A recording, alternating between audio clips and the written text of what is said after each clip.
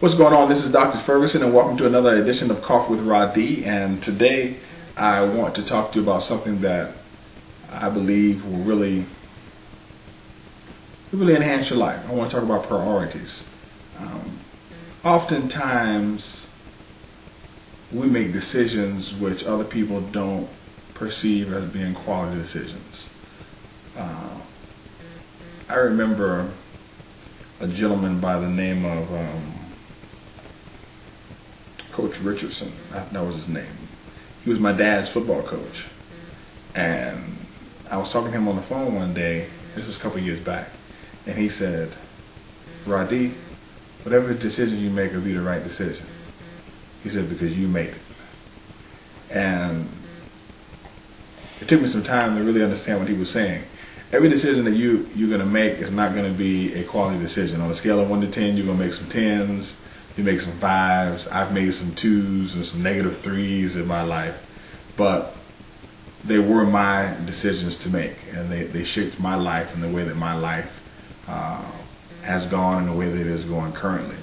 And that's a benefit because it allows you to know that everything what you're experiencing in your life today is the summation of decisions that you've made previously, which not only provide you with some accountability but some empowerment. Therefore, you know that the decisions that you make can create and shape a new current situation for yourself, or reshape your life, if you will. In terms of your priorities, you know, people they shift job, work, family, God, religion, church, etc. And I understand I said church and God different because don't get me started with y'all church folks. But I'm gonna do it anyway. Yeah, y'all church folks, y'all go to church Sunday, Tuesday, Friday night, Wednesday, Saturday, Sunday evening. Y'all go to church so much, y'all don't even have time for y'all family. Y'all go to church too much. Oh, you can't never have too much God. You're right. You can't never have too much God, but you can have too much church. Now y'all women sitting in the choir, sitting on the usher board, sitting on this committee, sitting on that committee. Listen, the Bible says that the affairs of the church are for the single woman, not for the married woman. The married woman, her business is at home with her husband. Don't make me preach this thing. All right. Let me get back. Now, let me say one more thing, because I had a client, and I had to tell her, I said, "Homegirl, you can't get nothing done. You telling me you having a problem going to school, you having a problem walking in the morning, you have a problem losing weight, you have a problem. Well, man, you in church 7 hours out the day, and you ain't pulling no salary from the church." I'm done. I'm not saying don't go to church. I'm not saying don't volunteer. I'm not saying don't sing in the choir. I'm not saying none of that. I'm not saying don't pay your tithes. I'm with all that. I'm down like 4 flat tires on a Pinto and 2 flat tires on a BMX. I'm not saying don't do that. What I'm saying is that you need to get your priorities straight. And this is just a sidebar conversation, and if you follow the good book, it lets you know exactly how your priorities need to be. Now, let's talk to the masses once again. Priorities. Priorities they'll change, they'll undulate. They'll be different over different periods of time. There are periods of time when your family will be first. There are some periods of time when your career will be first. There are some period of time when your partner will be first. This is just how things happen.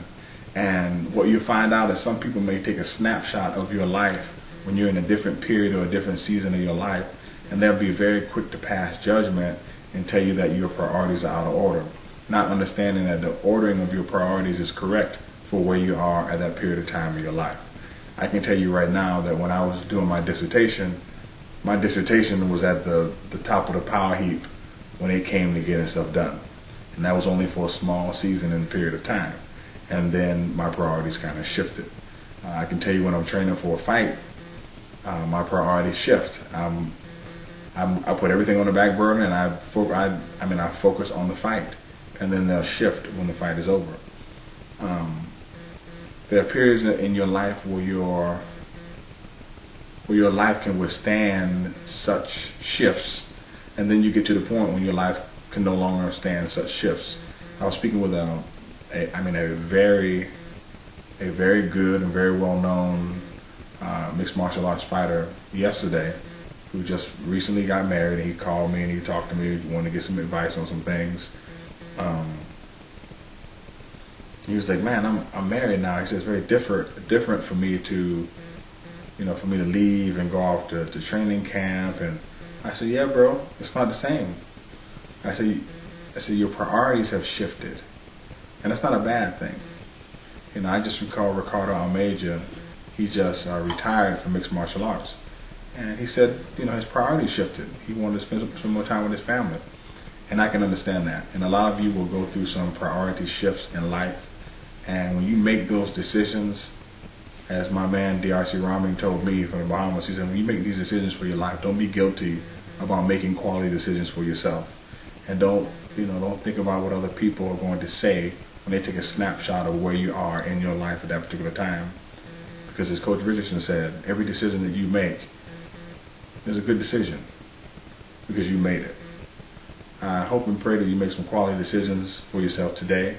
I hope and pray that you make some quality decisions for yourself in the next 10 minutes, in the next 10 days, in the next 10 years. Take care and have a super fantastic day. This is Dr. Ferguson, and I'm hanging out with one of my #1 priorities right now, my daughter Rhadi. She seems to be sound and fast asleep. I don't know how I'm going to get up from here without interrupting her slumber, but I'm going to try.